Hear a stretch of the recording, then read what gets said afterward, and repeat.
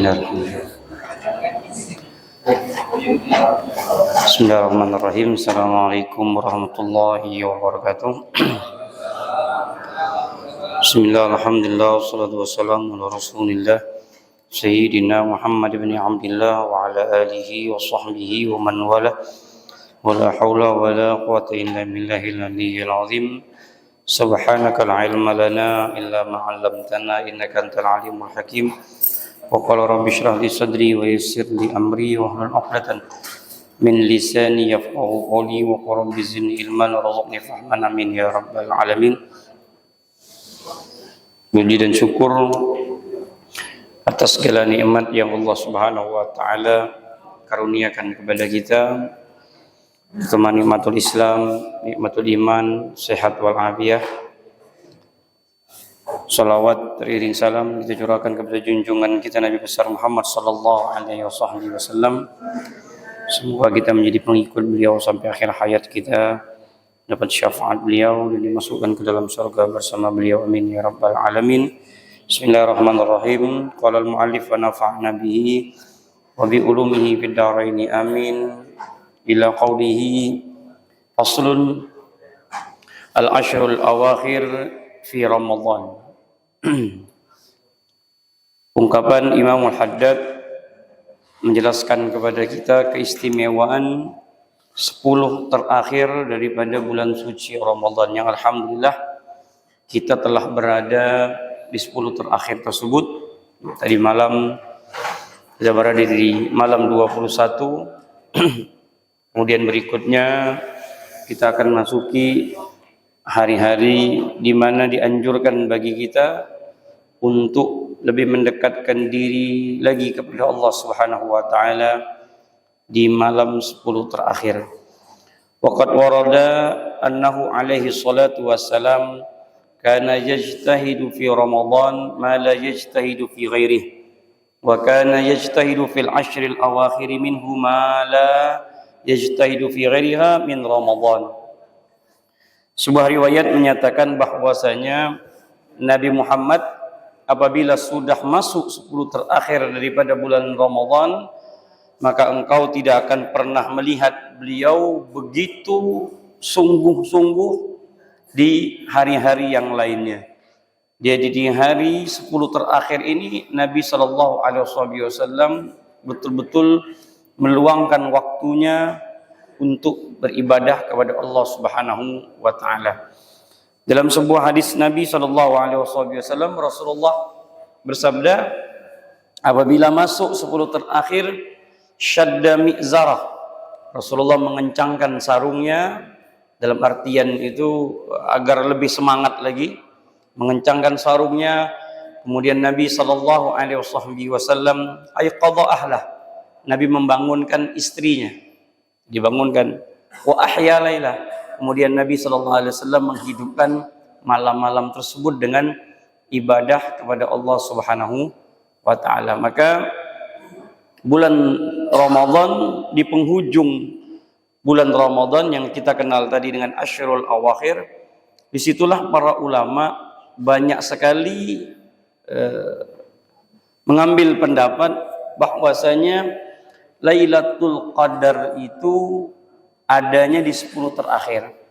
Tapi tidak semua ulama setuju juga. Ada yang mengatakan Lailatul Qadar itu sudah bisa kita dapati, bahkan bisa jadi dia di hari pertama bulan suci Ramadan, bisa jadi. Tapi menurut riwayat-riwayat yang ada dari Nabi SAW, bahwasanya itu terjadi di 10 terakhir. Kemudian ditekankan lagi hari-hari ganjil itu, kata ulama, lebih mendekati malam Lailatul Qadar. Tapi tidak semua juga sepakat. Tidak semua juga sepakat malam Lailatul Qadar itu ganjil. Karena Imam Malik itu, beliau mengatakan Lailatul Qadar itu tanggal 20 Ramadan.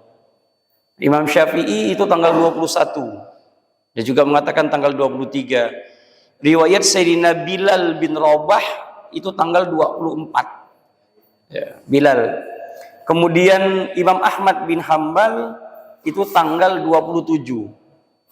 Kemudian riwayat Sayyidatuna Aisyah itu tanggal 29.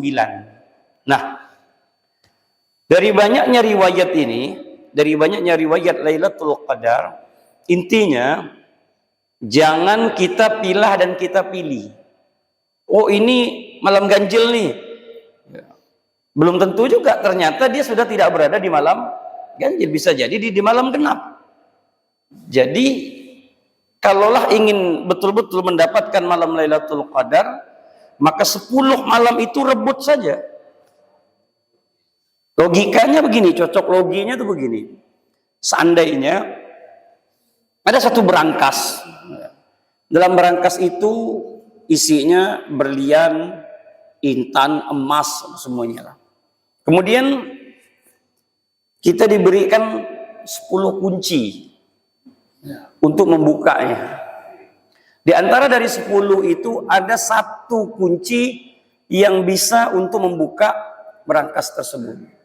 Nah, orang yang cerdas, manusia yang cerdas, dia akan mengambil 10-10-nya. Dia akan coba dari 10 tadi, tak cocok yang ini diambil lagi satu, tak cocok lagi diambil yang 3, tak cocok diambil yang kelima, dan tidak mungkin dari 10 itu tidak ada yang pas. Tapi kalau antum pilih gambling, anak tanggal 23 aja, ya sudah.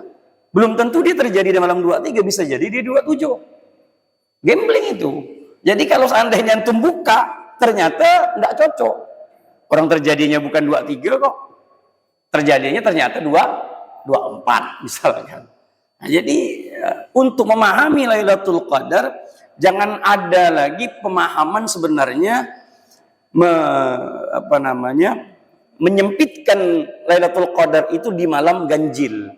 Walaupun memang betul di sini juga dikatakan wa qala ulama rahimallahu taala wa hiya fil awtari minha arja. Tapi memang di malam-malam ganjil itu memang lebih ditekankan. Tapi kepastiannya tidak ada. Pasti mutlak begitu tidak ada. Karena malam Lailatul Qadar itu sama sekali Nabi tidak memberikan betul-betul secara mutlak terjadinya malam ini, tidak ada. Tidak ada hadis yang mengatakan bahwasanya Nabi langsung to the point Lailatul Qadar itu tanggal 27, tidak ada. Tidak ada. Makanya hadisnya tadi itu kan banyak riwayatnya. Imam Malik meriwayatkan, Sayyidina Bilal meriwayatkan, kemudian ada juga Abdullah bin Rawahah juga meriwayatkan, banyak riwayatnya. Intinya apa? Ya tadi Allah Subhanahu wa taala menginginkan kita untuk bersungguh-sungguh di malam-malam tadi. Mukhabba. Jadi malam itu disembunyikan. Seandainya memang malam itu, malam Lailatul Qadar itu sudah ditentukan oleh Nabi, saya yakin tidak akan pernah ada yang kita dengar orang itu iktikaf 10 hari. Tidak ada. Pasti udah. Misalkan Nabi bilang begini, malam Lailatul Qadar itu terjadinya tanggal 27. Sepakat hadisnya cuma satu aja, 27. Saya yakin tanggal 21 tak ada yang nak ke masjid. Tanggal 27, insya Allah semua masjid itu penuh. Pasti. Mau di mana aja masjid? Masjid, surau, apa ke macam sembahyang Idul Fitri lah saya yakin. Karena ingin merebut tanggal 27. Habisnya selesai. Tak ada. Nah, maka dari itu di malam Lailatul Qadar ini ambil saja 10 terakhir ini, sempatkan waktu kita, luangkan waktu kita untuk menjemput malam Lailatul Qadar. Wa bil jumlati fa yanbaghi lil mu'min al-fatin an yakuna fi kulli lailatin min layali Ramadan musta'iddan li Lailatul Qadar wa mustayqilan laha. Bangun, jangan banyak tidur. Artinya hidupkan malam itu dengan ibadah kepada Allah Subhanahu wa taala. Sisipkan malam itu khusus untuk ibadah kepada Allah Subhanahu wa taala. Wa mudawaman 'alal amali alal amali shalih. Fa innal maqsud alladhi alaihi al-muawwal an ta'ti alaihi Lailatul Qadar wa mustaghriqun bil amali shalih dzakiran lillah. Harapan kita ketika malam itu adalah malam Lailatul Qadar, sedangkan kita disibukkan dengan ibadah. Maka ibadah kita terhitung seperti seseorang yang beribadah 1000 bulan. 1000 bulan itu kan kisaran 83 atau 84 tahun kan. Dan kalau kita lihat juga asbabun nuzul, sebab diberikannya malam Lailatul Qadar itu ada sebabnya, Pak. Ada sebabnya. Sebabnya itu begini. Nabi itu lagi bercerita kepada para sahabat tentang umat-umat terdahulu. Tentang nabi-nabi terdahulu seperti umatnya Nabi Syam'un. Kalau bahasa orang barat itu Syam'un itu diganti dengan Samson. Ya, itu Syam'un artinya. Ya, kalau orang barat kan bilang Sulaiman, Solomon. Ya. Nuh, Noah, ya kan? Musa, Moses kan? Daud, David, ya begitulah. Syam'un, Samson. Jadi Samson itu berasal dari Syam'un, Nabi, Pak. Nabi, tapi tidak masuk dalam kategori 25 Nabi dan Rasul itu. Dia masuk dalam 25 Nabi. Nah, Nabi itu cerita tentang umat terdahulu, bagaimana umat-umat terdahulu itu umurnya panjang. Umur umat terdahulu itu kan panjang-panjang, Pak. Bayangkan Nabi Nuh saja itu berdakwah 950 tahun. Itu berdakwahnya bukan umurnya. Nabi Ibrahim sunatnya saja itu umur 80. Sunatnya. Kalau Bapak umur 80 tahun bawa sunat, ini bukan pakai gunting tapi pakai kapak. Ya kan begitu, menggaji. Ya kan? 80 tahun. Nah, artinya apa? Umurnya itu panjang-panjang dan Nabi bilang umurnya panjang. Siang harinya dia gunakan untuk berjihad, untuk berperang di jalan Allah, malamnya dia gunakan untuk ibadah. Dia lakukan itu ratusan tahun. Begitu terus. Sahabat tuh tercengang mendengar cerita Nabi. Ya Allah, Mak. Sahabat pikir, ya Rasul, kayaknya sampai mati pun kita tak mungkin mampu untuk menandingi amalnya umat-umat terdahulu. Kata Rasulullah, kenapa? Iya, ya Rasul, umur kita ini pendek-pendek. Ya kan? Rasulullah sendiri yang mengatakan, umur umatku itu tidak lebih daripada 60-70. Lebih daripada itu bonus yang Allah berikan. Dan jarang juga kalau untuk zaman sekarang ini sampai 100 tahun jarang. Kalau umat-umat orang-orang tua gitu dulu 103 meninggalnya. Rata-rata umur 100 ya. Kalau sekarang umur 40 udah mulai agak ngiluk-ngiluk dah. Ya kan? Cek ini dah banyak dah kita dah nih. Saya aja umur 42 ya udah mulai ngiluk-ngiluk dah. Jadi kata sahabat tadi mengatakan, tidak bisa ya Rasulullah. Umur kita pendek-pendek, belum dipotong lagi dengan dimana sahabat itu kan tidak langsung masuk Islam, Pak. Lain kalau macam Sayyidina Ali. Sayyidina Ali masuk Islam dari kecil. Kalau sahabat ini terhitung tidak masuk Islam dari kecil kan, pertengahan umur sudah. Kalau bahasa kita sekarang ini dari umur 15 tahun udah begajul. Ingat tak ingat umur 40. Ingat, umur 40 tahu-tahu ninggal umur 40 misalkan. Oh 10 tahun, macam mana nak nebus berapa tahun tuh? Dari 15 ke 50, 25. Iya. 35 tahun. Baru 25, 40 dia baru sadar dia misalkan. 40 lah sadar. 50 meninggal misalkan. Berarti baru 10 tahun sadar ini, belum tentu bisa menebus 10 tahun dengan 25 tahun yang dihabiskan untuk maksiat. Habis. Jadi kata sahabat, ya Rasul, tidak mampu kita. Tidak mungkin mampu kita bisa mengalahkannya. Nah, Rasulullah terdiam, kemudian turunlah ayat, Inna anzalnahu fi lailatul qadar. Wa ma adraka ma lailatul qadar. Lailatul qadri khairun min alfi syahrin. Nah, kalimat alfi syahrin itulah yang membuat para sahabat itu gembira. Karena seandainya kita di saat itu, di malam itu kita bertepatan amal ibadah kita, Dengan malam Lailatul Qadar, maka amal kita itu tertulis seperti orang yang melakukan ibadah sebanyak 84 tahun. Atau 83 tahun lah hitungannya. Itu kalau satu kali, Pak. Seandainya Allah berikan kita panjang umur, sehat afiat, umur 100 tahun misalkan. Ya. 100 tahun dia hidup. Nggak usah banyak lah, Pak. Dapat Lailatul Qadar dari 100 tahun itu 10 kalinya. Berarti terhitung ibadah kita itu 830 tahun. Udah mampu, udah ngalahkan umat-umat. Nabi Ibrahim itu perkiraan 600 tahun umurnya. Nabi Ibrahim. 600-700 tahun begitulah. Ya. Itu kalau 10 kali, kalau dia dapat 20 kali. Berarti 1000 tahun lebih, 1700 tahunan. Udah bisa mengalahkan, dan tidak ada umur sampai 1000 lebih begitu kan. Ya. Udah habis sudah. Apalagi kalau dalam hidupnya dia dapatkan sampai 40 kali ketemu bulan Lailatul Qadar, sampai 50 kali dia ketemu dengan Lailatul Qadar. Allahu Akbar. Udah. Nah, itulah yang membuat para sahabat-sahabat Nabi itu ketika mendengar ayat itu turun, beliau gembira. Mereka senang betul karena mampu mengalahkan umat-umat terdahulu.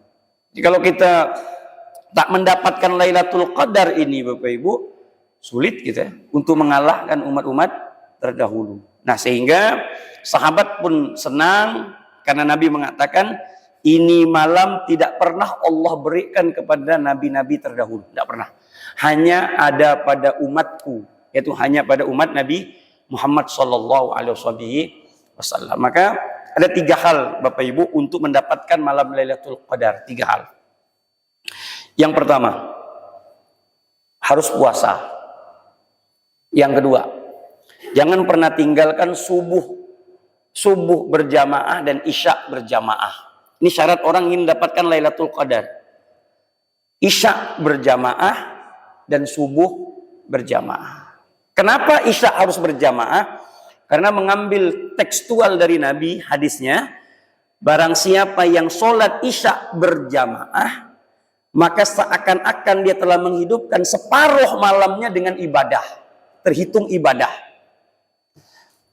Subuh berjamaah, mengambil hadis Nabi Muhammad lagi, man shalla subha fi jama'atin faka'annama qama laila kullah. Barang siapa yang sholat subuh berjamaah, maka seakan-akan dia telah menghidupkan seluruh malam dengan ibadah. Jadi isya'nya separuh disempurnakan lagi dengan subuh. Jadi terhitung dia itu menghidupkan malam, seluruh malam itu dengan ibadah.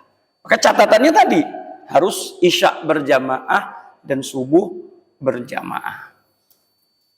Ya, apalagi diisi dengan tarawih. Alhamdulillah. Berapa tarawihnya Pak Ustadz? Ya terserahlah. Paling afdol tarawih itu ya 20. 8 boleh Pak Ustadz? Ya boleh. Karena pertanyaannya bingung. Dia nanya begini, Pak Ustadz, bagus 20 ke bagus 8 Pak Ustadz? 20. Tapi daripada saya tak sembahyang Pak Ustadz? Nah, karena apa namanya, perbandingannya sholat sama tidak sembahyang. Macam mana Kak? Daripada tak sembahyang ya udahlah, baguslah. Daripada tidak sembahyang. Jangankan 8, 4 pun boleh, 2 pun boleh, tidak sembahyang pun boleh juga. Iya sudah.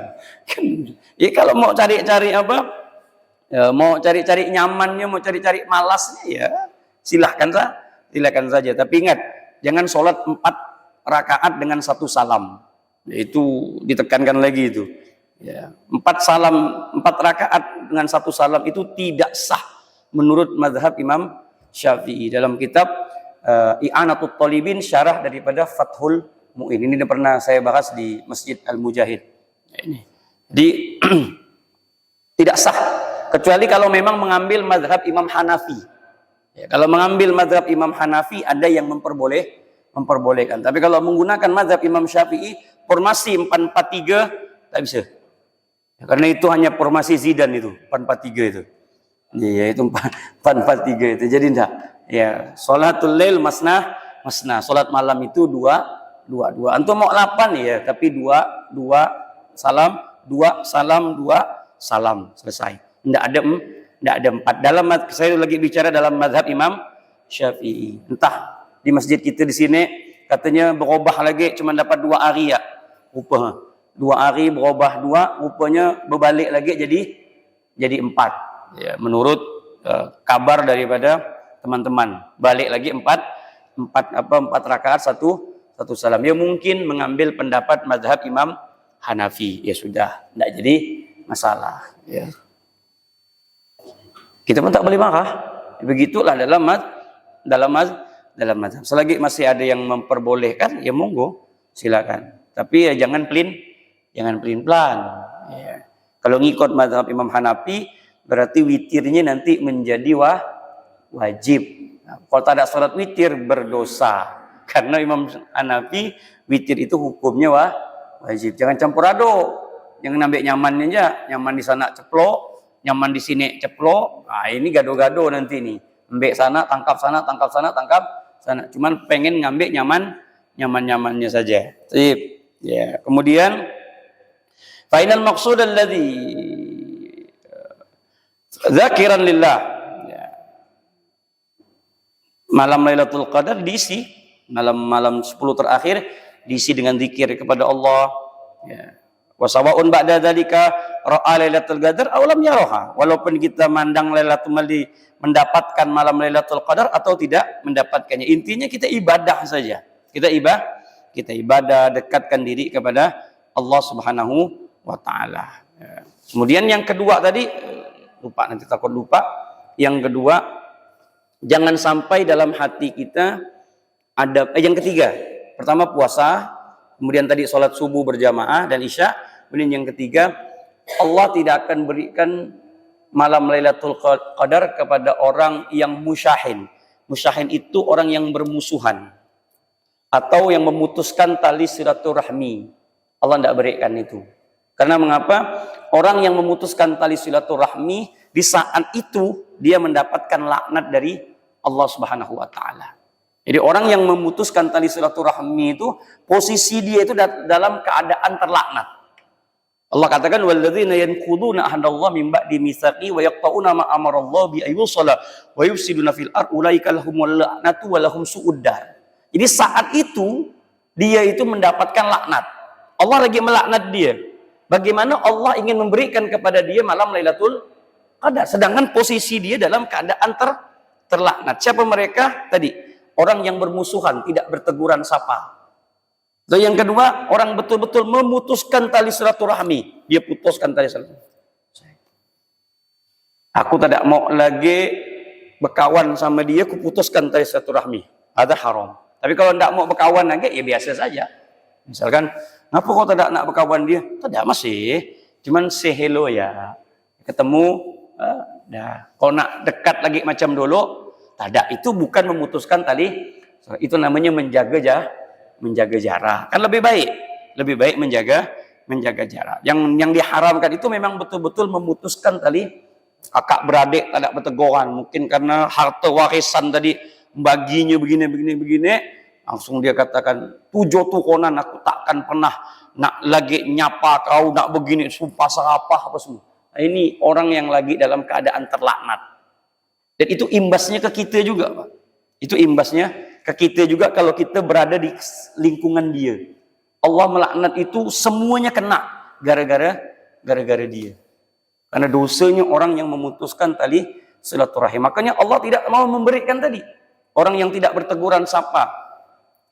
Orang tidak mau berteguran. Sengaja dia tidak mau menegur. Nabi mengatakan, man hajara akhahu fawqa salasata ayyamin famata dakhalan nar.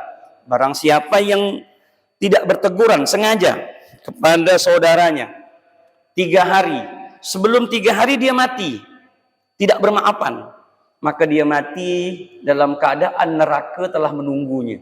Famata dakhalan nar. Dia mati 2 hari dia masih tak berteguran, belum bermaafan, mati dalam keadaan neraka telah menunggunya. Nah, maka Ramadan ini mendidik kita menjadi manusia yang lebih bersih lagi. Ya, jangan sampai ada permusuhan, jangan sampai ada dendam di antara kita, Jangan sampai nauzubillah min dzalik sampai memutuskan tadi silaturahim. Udah maafkan saja. Maafkan orang yang bersalah, maafkan orang yang menyakiti kita. Maafkan, jangan sampai di hati kita ada hal-hal yang sifatnya tadi ya, kotor, riya atau takabur, sombong ke semuanya. Nasallallahu alaihi. Itu yang tidak membawa kita untuk mendapatkan malam Lailatul Qadar. Ra'a Lailatul Qadar aw lam yaraha fa innal amila fiha bi ta'atillah yakunu amaluhu fiha khairan min amalihi fi alfi syahrin. Alima bihi aw lam ya'lam. Tahu atau tidak tahu, dia mendapatkan atau tidak, ketika amal itu bertepatan di malam Lailatul Qadar, ya sudah.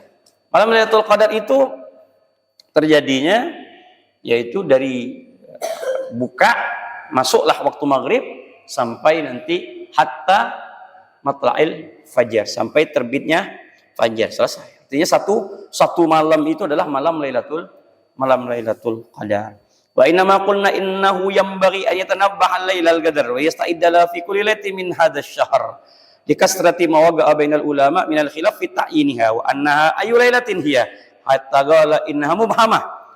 Lalu kata ulama mengatakan di sini, beliau mengatakan likasrati ma waqa'a bainal ulama min al-khilaf fi ta'yiniha. Jadi tidak ada ulama itu secara meyakinkan kita hari ini. Tidak. Ulama yang ini bilang hari ini, ulama yang ini bilang tidak. Ulama yang ini juga bilang tidak juga. Jadi semuanya tidak bisa memastikan. Innaha mubhamah fi jami'il layali syahr. Sesungguhnya malam Lailatul Qadar itu masih tersembunyi, mubham itu tidak nyata, belum ada satu kepastian harinya hari apa, tapi dipastikan 10 terakhir itu ada malam Lailatul Qadar. Wa qala ba'dhum innaha mutanaqqilatun fi layalihi wa laysat lailatun bi ainiha. Ada yang mengatakan dia berpindah-pindah. Malam ini bisa jadi tahun ini malam 23, mungkin besok lagi bisa 27, mungkin tahun depan lagi bisa 21. Bisa jadi begitu. Wa laysat lailatun bi ainiha. Qultu wa ajiduni amilu ila hadzal qaul wa ara annaha takunu fi ashril awakhir. Wa in kana wuquha fiha wal aksar wa alaihi jumhurul ulama anni anna lailatul qadar fil ashril awakhir min Ramadan. Tapi beliau penulis mengatakan, Imamul Haddad mengatakan, karena banyaknya para pendapat ulama-ulama, maka aku juga lebih condong dengan jumhurul ulama. Artinya hampir keseluruhan ulama itu mengatakan malam Lailatul Qadar itu terjadi pada 10 terakhir. Nah, itu pendapat yang paling kuat sekali dari banyaknya para ulama. Tapi kalau Ibn Arabi itu seorang filsafat. Ya, cuman pendapatnya terkadang tidak bisa diambil karena agak sedikit berlebihan dalam filosofnya terlalu tinggi. Tapi ada satu ungkapan yang indah dari beliau. Beliau mengatakan begini. Wa idza mararta bimri'in fa'taqid annahu al-khidir wa idza mararta bilayalin fa'taqid annahu lailatul qadar. Kalau kau ingin menjadi seorang wali, beliau mengatakan, kalau kau ingin menjadi seorang wali, apabila ada seseorang lewat di depanmu, yakinlah kalau dia itu Nabi Khidir. Setiap malam yang kau lewati, walaupun bukan malam Lailatul Qadar, walaupun bukan bulan Ramadan, yakinlah itu malam Lailatul Qadar. Bagaimana sih kita? Kalau setiap kita mandang manusia itu, kalau dia itu Nabi Khidir. Kan Nabi Khidir itu kan bisa berubah menyerupai manusia untuk mengetes kita. Makanya kita mau hati-hati Bapak Ibu. Kadang-kadang kita meremehkan orang-orang yang meminta-minta, orang-orang yang mungkin dalam keadaan compang-camping, lusuh ini semuanya, mungkin dia itu orang yang Allah kirimkan untuk mencoba kita. Ternyata kita hina dia. Nggak tahu itu adalah Nabi Khidir yang Allah Subhanahu wa taala serupakan untuk mencoba keimanan kita. Nah kan Nabi Allah Musa itu kan sama, Pak. Innaka lam tastati ma'iya sabra. Wahai Musa, kau gagal. kau gagal. Kau pertama banyak tanya, dan yang kedua kau gagal. Terlalu cepat mengambil keputusan. Nah, jadi kalau inilah apa namanya? Kalau orang-orang makrifat, orang-orang yang belajar masuk dalam ilmu tarekat, dia tidak boleh terlalu banyak mengomentari guru. Walaupun nanti di depan mata dia itu guru itu salah. Di depan mata dia ya, guru itu salah. Tapi dia harus mendam dulu. Tidak boleh dia menyalahkan. Nah, tapi itu dalam tingkatan apa namanya ketika kita belajar tarekat. Tapi ada syaratnya lagi, kata Imam Sya'rani, ketika kau berani masuk dalam ilmu tarekat, kau harus pahami dulu gurumu. Pertama, gurumu itu faham atau tidak dengan 4 mazhab. Itu syarat pertama. An ya'lama bi ulumi syar'iyyah bi madzahibil arba'ah. Itu Imam Sya'rani yang menyematkan dalam kitabnya Lawaqihul Anwar. Jadi kalau kita ingin belajar tarekat ini kan ilmu ketuhanan kan? Sampai ke ma'rifah ini. Bayangkan tadi itu kan secara syariat itu kan wajar saja Nabi Musa itu protes, orang budak kecil dibunuh kok. Ya wajar lah, ibu bapak kalau kita tengok begitu juga kita marah juga. Tapi pada intinya kan Nabi Khidir menjelaskan bahwasanya kenapa aku bunuh, karena nanti dia besar akan menjadi manusia yang neraka begini-begini kan. Tapi kan Nabi Musa secara syariat dia wajar marah. Dia tidak mau Nabi Musa. Nah, disitulah nanti ketika kita ingin belajar syariat, belajar tarekat, kita harus paham dulu. Jadi tidak sembarangan seseorang itu mengambil guru. Ini guru tarekat aku nih, dia bisa nyampaikan aku kepada Allah. Sabar dulu. Ini guru faham atau tidak dengan 4 mazhab. Itu pertama. Dia betul-betul faham dengan ilmu syariahnya, faham dengan ilmu dengan ilmu ketuhanannya. Barulah ketika kita mendapatkan si guru tadi memahami ilmu syariat dan seluruhnya, barulah kita berani untuk menyodorkan diri kita sebagai muridnya. Nanti antum kalau duduk dengan beliau, ketika beliau melakukan sebuah kesalahan, antum diam. Tak boleh kecoh, tak boleh apa. Boleh kecoh.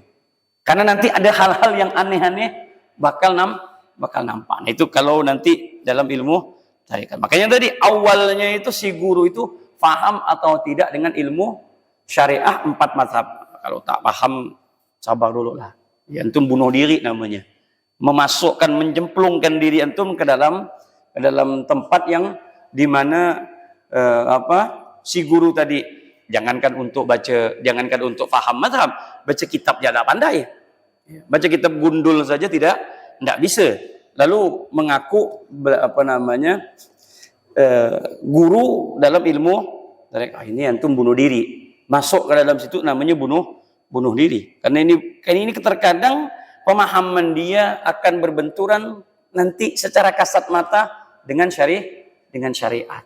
Nah, jadi tadi itu boleh, tapi fahami dulu si guru tadi mengerti atau tidak. Jadi kalau hanya sekedar satu mazhab Syafi'i saja, mazhab yang lain tidak bisa juga. Tidak diperbolehkan. Itu menurut pandangan Imam Sya'rani dalam kitabnya Al-Lawaqih. Nah, maka Ibn Arabi tadi mengatakan, ketika kau memandang seseorang itu di hadapanmu, yakinilah dia Nabi Khidir. Jangan kau ganggu. Mungkin dia Nabi Khidir. Ya, kalau dia minta-minta, ada duit, kasih. Tak ada duit, tolak dengan cara yang baik. Udah. Ya. Ada mampu, kasih. Tak mampu, udah. Selesai. Jangan kita omongkan, jangan kita gini. Takut-takut tadi. Kemudian setiap malam yang kita lewati adalah malam Lailatul Qadar. Kalau kita yakin itu malam Lailatul Qadar, maka setiap malam kita tak akan mungkin sia-siakan malam itu dengan hal-hal yang tidak berguna. Pasti ada nilai ibadahnya. Maka Imam Ibnu Arabi itu pernah bilang begini. Tingkat keyakinan dia itu, Pak. Ibn Arabi itu, lau zanamru'un amami. Seandainya seseorang itu berzina di depanku, aku mandang dia berzina. Faghaba anni walau lahdatan. Kemudian Sekejap saja dia hilang dari wajahku. Kemudian dia nampak lagi, hadir di depan mataku. La taqattu annahul wali.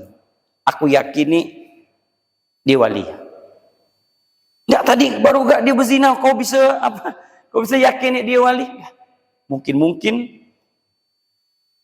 setelah aku melihat, kemudian aku tidak memandangnya, di situ Allah memberikan pintu taubat untuknya.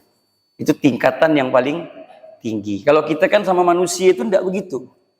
Terkadang kita tuh sama manusia, dosa dia yang lalu aja kita ungkit. Kan? Misalkan nih dia bertobat nih, udah agak-agak nih dia bertobat. Tapi waktu masa mudanya kelam. Berjudi, minum, masallallahu alaihi perempuan, cukuplah pokoknya. Pas dia bertobat, lalu dia ngajak kebaikan. Lalu kita bilang, alah ma, dulu kau macam mana? Gak? Subhanallah. Diungkit masa lalu yang dimana orang sudah berubah. Nah ini tak bisa jadi wali. Orang macam gini ini tak bisa jadi wali ini. Ini tak bisa dia. Dia tak mampu untuk membuang kesalahan orang yang telah dia ungkit terus. Makanya kalau yang cepat jadi wali itu suami. Kalau perempuan itu ada, cuman jarang. Ya. Karena tadi itu suka ngungkit kesalahan. Ya. Kalau laki salah aja setahun, 20 tahun yang lalu dia ingat tuh. Ya. 30 tahun yang lalu pun dia ingat, subhanallah. Dulu macam mana kak, kata dia. Bila? Ada 20 tahun yang lalu tuh. Kau tak ingat? Kata dia. Ya Allah, masih ingat. Jadi dia suka ngungkit. Tapi bukan ibu-ibu sini. Ibu-ibu sini bagus semua. Iya, ibu-ibu sana. Emang ibu sana sama ibu sini berkawan. Jadi terdapat jauh-jauh beda. Oh, begitu. Kalau kata Imam Ghazali, syarat orang itu ingin menjadi wali, dia harus mendapatkan cobaan dari istri. Nah itu. Jadi kalau antum di rumah itu, orang rumah bini itu apa? Buat antum pening terus, berarti antum lagi ingin derajat diangkat menjadi wali. Iya betul. Iya. Saya punya kitabnya. Waktu itu saya bikin status. Ya, saya bikin status. Jadi di situ dikatakan syarat seseorang itu bisa jadi wali. Tadi itu kalau dia mampu bertahan dengan istrinya. Karena yang paling berat itu bini. Ya, kalau yang lain ini tak ada. Antum benar aja bisa salah. Antum benar. Omong lagi 2 kali salah. Ya, ketika antum disalahkan, dah diam ya. Jangan membenarkan diri. Membenarkan diri kecoh kosan tuh. Ya, dia tak mau kalah tuh. Ya, asal dia kena gini, diungkitnya yang ya habis lah dah. Udah main yang lalu, macam mana cerita? Ya habis. Ya, jadi diam saja cukup. Ya, iya dah. Ya, fa inna khaira min ijabatihi as-sukutu. Kalimat yang paling indah ketika berhadapan dengan wanita itu adalah diam. Ya udah selesai. Iya. Ya, masih gak ngoceh? Ya, sabar loh ya. Ya, tegok kanan timur dok buti. Hati dok antum itu. Ya udah, jangan dijawab, jangan apa. Karena jawaban itu bukanlah sesuatu yang bisa membenarkan antum.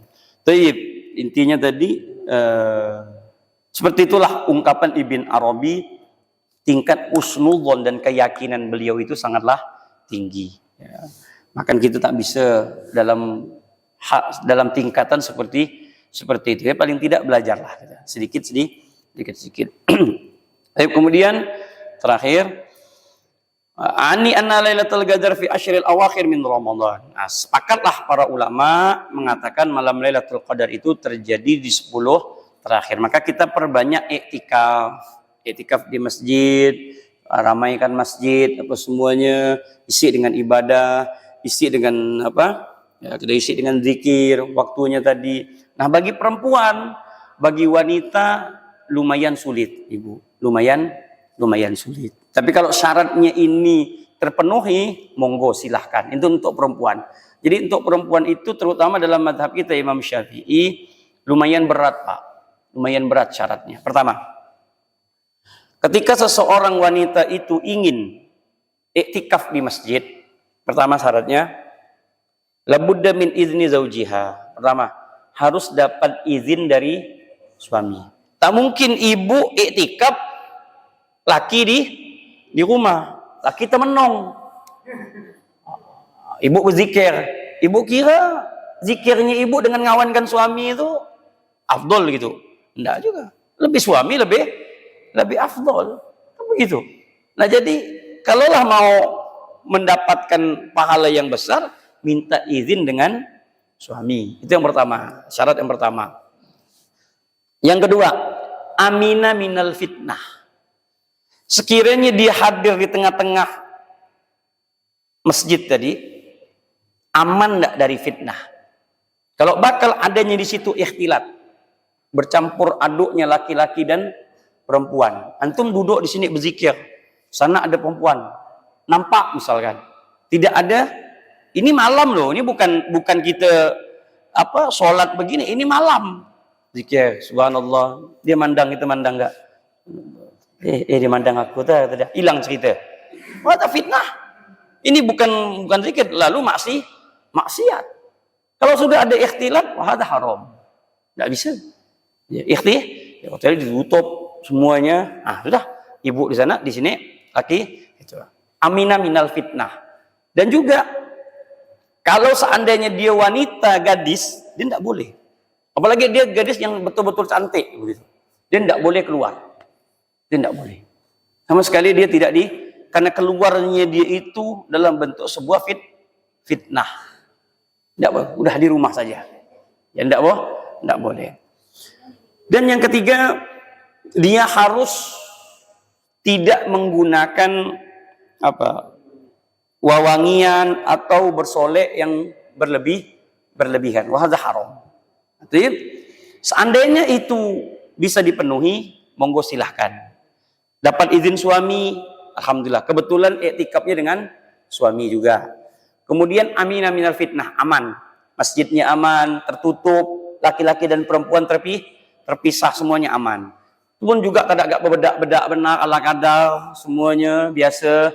Pakai minyak wangi pun tak agak yang semerbak baunya sampai orang itu menciumnya syahwat atau apa, semuanya biasa saja. Monggo, silahkan. Tidak jadi masalah. Sayyidah Aisyah iktikaf. Sayyidah Aisyah iktikaf. Setelah meninggalnya Nabi pun Sayyidah Aisyah itu tetap iktikaf di masjid Sayyidah Aisyah dan tapi masjid dengan rumahnya Sayyidah Aisyah itu berdekatan.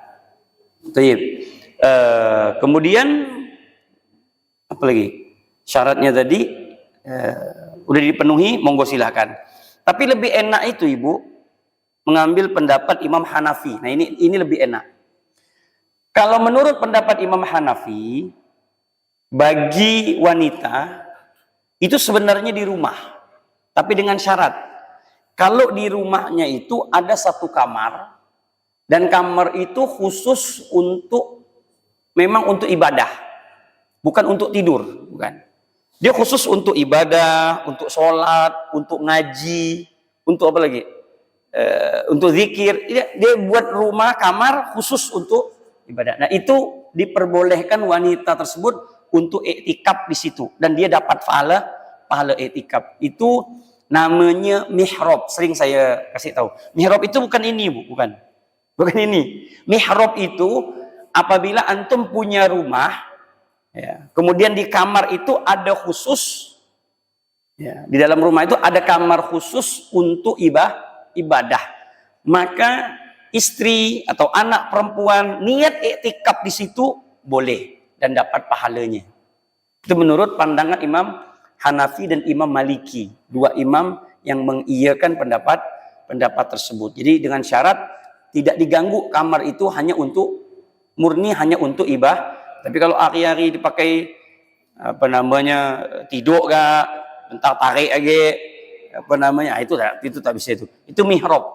Sebagaimana Sayyidatuna Maryam dalam surah Al-Imran punya kamar tadi namanya mihrab. Dalam Al-Qur'anul Karim, kullama dakhala 'alaiha Zakaria al-mihraba wajada indaha rizqa. Ketika Nabi Allah Zakaria alaihi salam ingin bertemu dengan bibinya Siti Maryam, Jadi Siti Maryam itu berada di mihrab di kamar tadi. Kemudian Nabi Zakaria datang. Setiap Nabi Zakaria datang ke kamar itu, di dalam kamar itu selalu dapat makanan. Kullama dakhala alayya Zakaria al-mihrab wajada indaha rizqa. Dapat makanan. Lalu bertanya, dari mana datangnya ini? Kok tahu-tahu ada makanan? Setiap datang ambil ada makanan, ambil ada makanan. Kata Sayyidatuna Maryam, ini rezeki dari Allah. Itu karomah. Ya. Karomah yang diberikan oleh Allah kepada Sayyidatuna Maryam. Jadi itulah makna daripada mihrab, diperbolehkannya wanita untuk iktikaf di situ. Nah, ada apa? Bagi mereka yang punya. Kalau enggak ya enggak bisa. Enggak mendapatkan fadilah iktikaf tersebut. Ya, kalau mau iktikaf ya tadi dengan syarat-syarat yang sudah dibahas tadi. Kalau memang syaratnya cukup, monggo silahkan. Enggak jadi masalah. Wallahu a'lam bishawab. Silakan tanya sambil nunggu. Silakan. Haji. Saya mau tanyakan, apa sih sebenarnya yang dimaksud dengan malam Lailatul Qadar? Terus yang kedua, dalam bulan Ramadan, malam Lailatul Qadar itu hadirnya berapa kali? Apakah lebih dari sekali atau hanya sekali? Lailatul Qadri, artinya malam Lailatul Qadar itu terjadi hanya satu malam. Dalam satu bulan itu satu malam. Tidak ada dua malam. Hanya satu malam. Makanya tadi para ulama berbeda-beda pendapat. Bisa saja malam Lailatul Qadar itu terjadi pada hari pertama. Bisa jadi. Tapi kan sepakat para ulama, malam Lailatul Qadar itu terjadinya di 10 terakhir.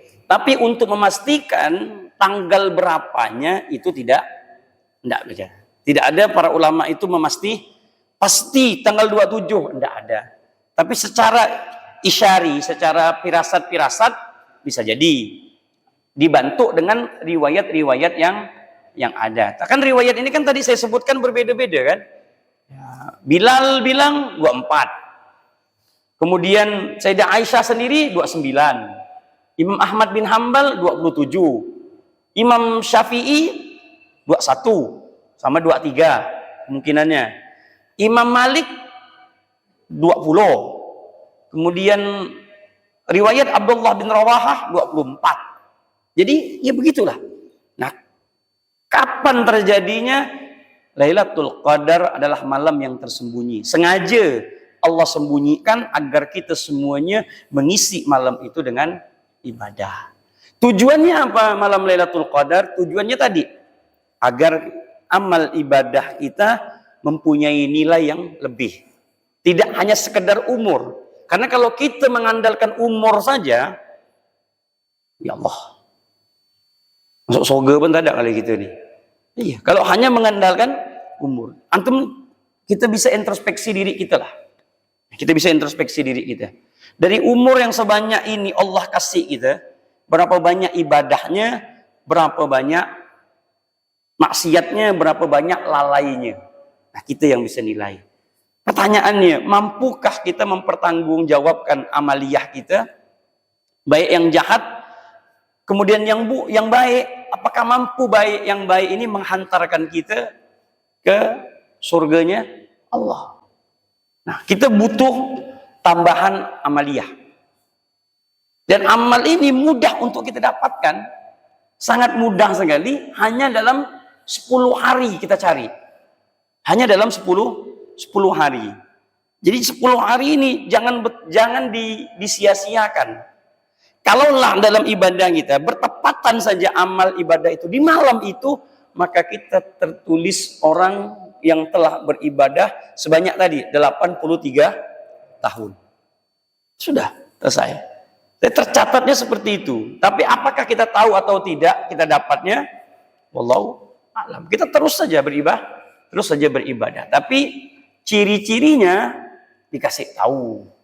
Contoh misalkan, malam Lailatul Qadar itu ciri-cirinya seperti apa? Di malam harinya itu sama sekali angin tidak hujan, tidak mungkin hujan. Terus nyaris dedaunan itu tidak bergerak. Sepi, enak, sunyi, nyaman, betul. Kenapa? Tatanazzalul malaikatu. Ini malaikat semua lagi turun ini. Waruhu fiha, dipimpin oleh malaikat Jibril alaihissalam. Turun semua malaikat ini.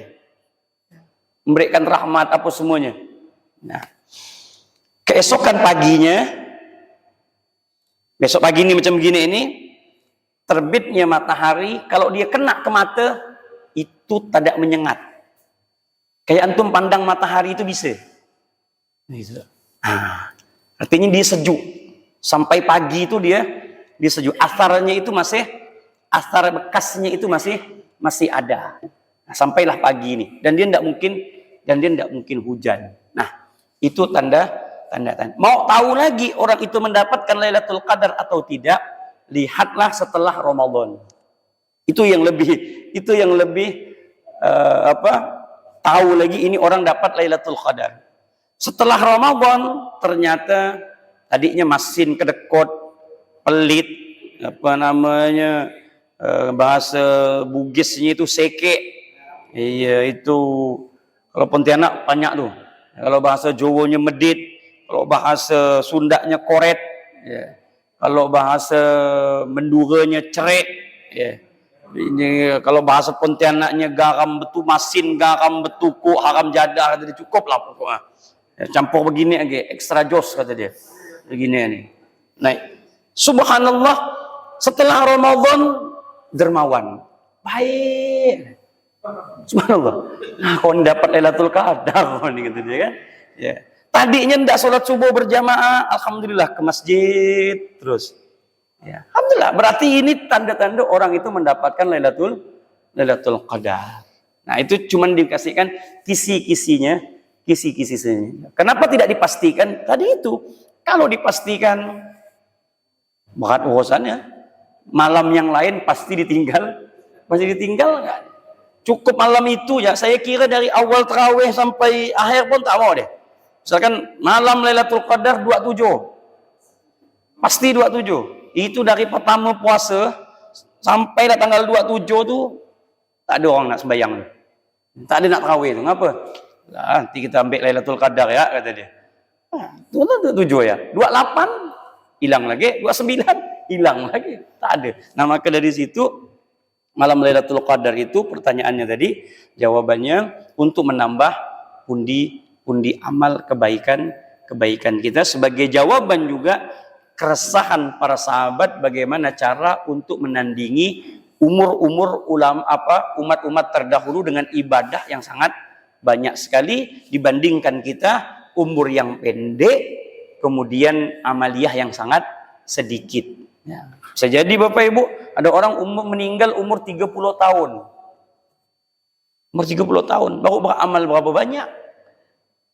Mau macam mana kita mau menandingi umat terdahulu? Umur 20 tahun meninggal, baru 5 tahun menjalankan masa baligh ini. Macam mana mau mempertanggung jawabkan? Nah, intinya tadi itu, dengan adanya malam Lailatul Qadar itu adalah hadiah betul-betul dari Allah Subhanahu wa taala khusus untuk umat Nabi Muhammad sallallahu alaihi wasallam. Ada lagi? Silakan. Silakan. Oh.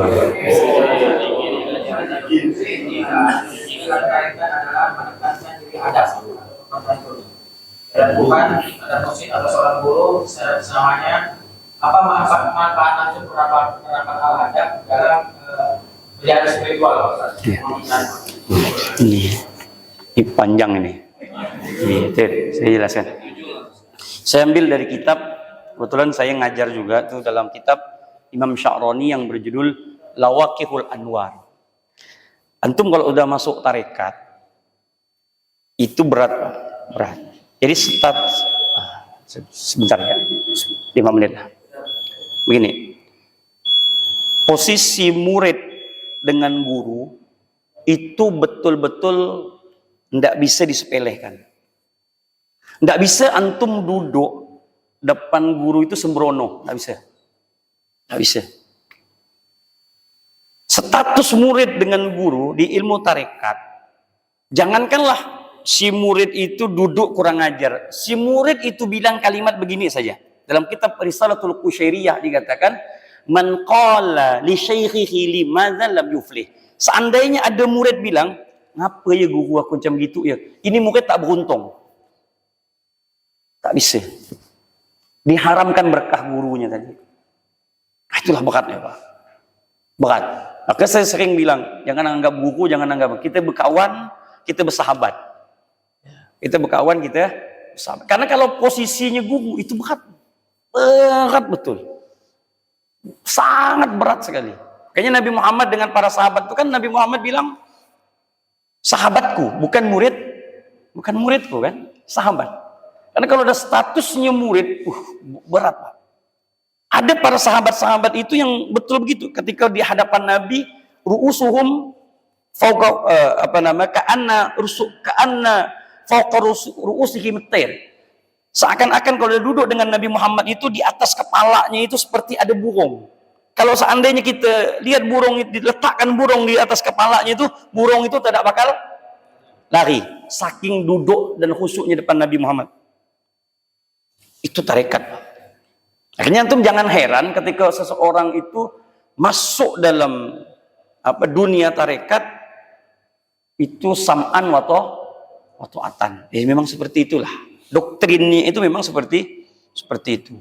Karena dia sudah betul-betul menganggap gurunya itu adalah orang yang menyampaikan dia kepada Allah.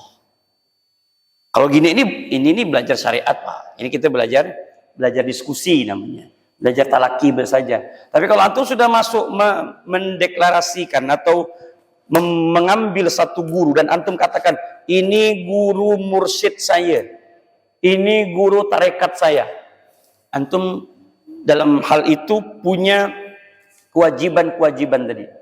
Panjang itu, bukan hanya sekedar adab. Dan apa gunanya adab? Tadi kan dalam spiritual kesufian. Adab itu nomor satu. Rahasia ilmu itu bercahaya itu karena adab.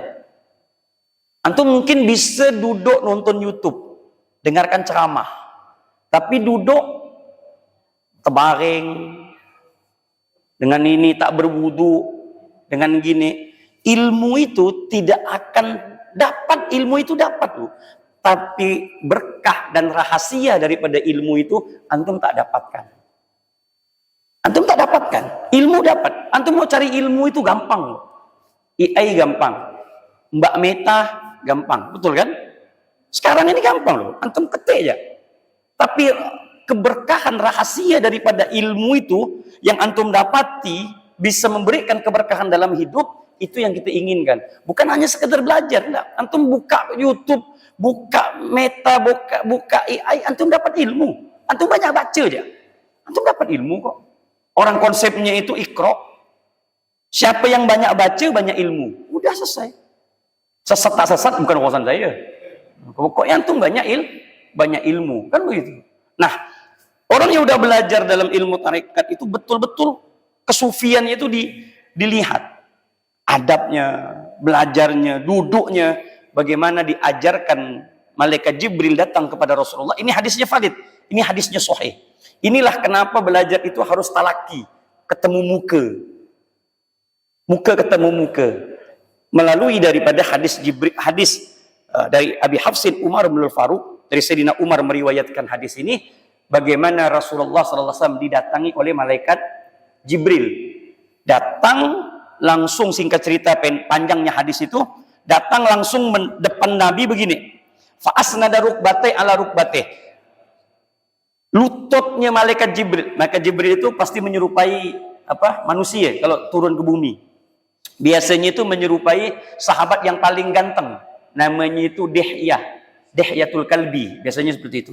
Datang, tapi saat itu sahabat itu bingung, ndak kenal, pakai baju putih, kayaknya orang jauh tapi tak terlihat karena bajunya itu bersih. Orang pasti kalau berkuda kena padang pasir, pakai baju putih pasti kotor. Ini enggak, rambutnya cantik, semuanya bagus. Tahu-tahu datang ngadap sama Nabi, meletakkan lututnya bersentuhan dengan cara berburu. Jadi berguru itu engkau harus pandang dulu mana gurunya, nampak atau tidak. Tak bisa kita tuh belajar hanya dengan buku saja, tak bisa. Buku itu hanya nanti untuk mengembangkan saja. Tidak bisa dengan YouTube, tidak bisa juga. YouTube itu hanya ya sekedar tambahan-tambahan ilmu saja. Ya, tapi antum ingin mengakui si guru itu ada antum sering dengar ini guru saya nih, dia ngakuin antum gurunya, muridnya ngakuin dah. Di dalam ilmu tasawuf itu panjang lah ini saya tutup ya lah. Panjang. Dalam ilmu tasawuf itu yang diinginkan seorang murid adalah ketika gurunya mengakui dia adalah murid. Kalau si murid mengakui guru itu biasa. Tapi ketika si gurunya mengatakan ente murid anak, itu keindahan yang paling terbesar. Dan tidak semua guru itu mengatakan kepada muridnya, kau murid aku. Diakui begitu. Nah, ya sekedar belajar ya belajar. Tapi pengakuan itu apa keluar langsung dari mulut seorang guru atau tidak? Kalau itu keluar, subhanallah, itu berarti bukan murid sembarangan. Di murid yang dibanggakan oleh seorang guru. Kalau dalam bahasa Arab itu begini, syairnya itu. Kalau si murid membanggakan guru, kalau si guru ada di hati murid, itu biasa. Tapi kalau si murid berada di hati gurunya, itu yang luar biasa. Nah, nantilah kapan-kapan kita bahas lagi tentang tasawuf ini. Subhanakallahumma wa bihamdika asyhadu an la ilaha illa anta astaghfiruka wa atubu ilaik. Walhamdulillahirabbil alamin. Assalamualaikum warahmatullahi wabarakatuh.